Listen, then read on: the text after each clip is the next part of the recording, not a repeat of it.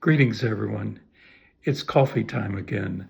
This is Philip Amerson with another episode of Because, and it's time to share a cup of joy and laughter.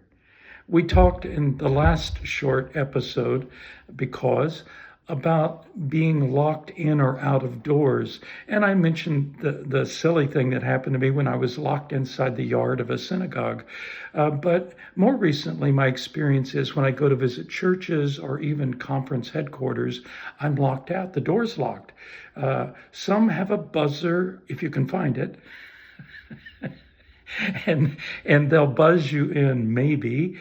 And some have, ways that you're to call a phone number, and then someone will call someone else or connect someone else. The irony, of course, is the United Methodist claim to be a church of open hearts, open minds, and open doors. A seminary president friend of mine says that he often goes to visit alums or pastors in his area, and he'll arrive to find the church is completely locked. He'll go around but can't find an open door, and finally he will have to call the pastor who's inside, generally alone, and will come and let him in. I had a recent experience that sort of blossomed. It was a little boomlet in my mind about the dilemmas we currently face, and the importance of belonging to one another, and the importance of community, and the importance of interdependence and not just independence. I had an appointment at a denominational headquarters, and when I got there, it was a locked door. And I could see the front desk and no one was there. And I waited and waited and knocked and waited and no response. And finally, fortunately, someone came out a back door and said, "Oh, here, I can let you in." And they took their little toggle and went to the monitor there and were able to open the door, and I went in. I'm concerned that that's been a pattern in this denominational office. For years, a friend of mine said he had gone there for an appointed meeting 10 years earlier, and it was closed. And I wonder if this isn't somehow a metaphor, a way that we could understand how the church needs to shift its thinking and not be so insular and top down. And what might we do to welcome people?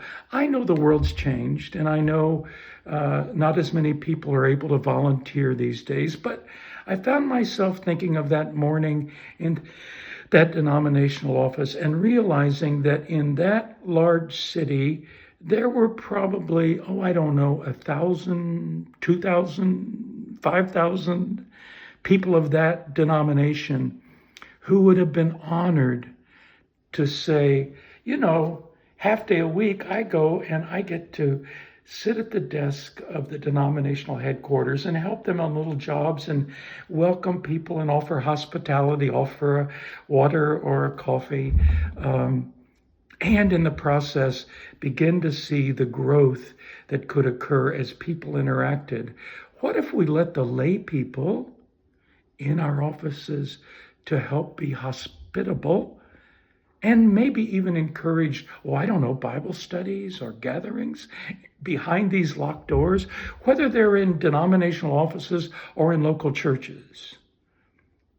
Lots more I could share, but part of the joy of being the people of God is the joy of meeting others who are different and weaving together those connections that make us the body of Christ, the ones who together embody what it means to be Christian.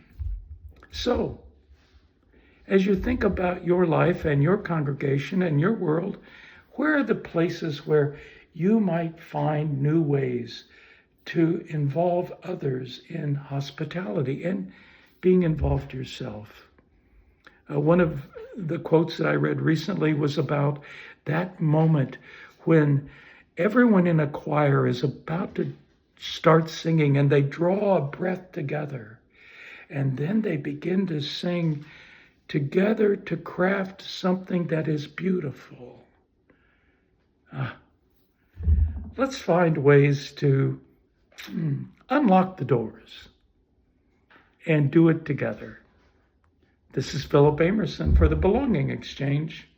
God bless.